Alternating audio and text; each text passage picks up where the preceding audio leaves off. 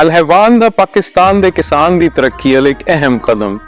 الحیوان لے آیا تواڈے واسطے امریکہ تو درآمد شدہ 100% پیور A2 تے پیڈیگریڈ امریکن فریزین بول فارچونر دا سیمن، امریکہ دے پروون بول باب دا پتر تے ماں دے 305 دناں دے دودھ دا ریکارڈ 31.2 لیٹر یومیہ۔ زیادہ دودھ دین والیاں بچھڑیاں پیدا کرنی سیکس سیمن بھی انتہائی مناسب قیمت وچ دستیاب ہے۔ اج ہی فارچونر دا سیمن لواؤ تے دودھ دی پیداوار وچ 2 گنا تک اضافہ کرو۔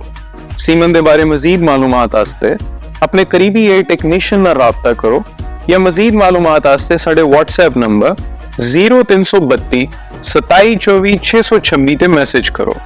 سیمن دے انتخاب وچ ہمیشہ الحیوان دا انتخاب کرو تاکہ تانوں مل سکے اعلیٰ نسل دے بوز دا معیاری تے پنجاب گورنمنٹ تو رجسٹرڈ شدہ سیمن وہ بھی انتہائی مناسب قیمت ہے۔ الحیوان کسان دی شان۔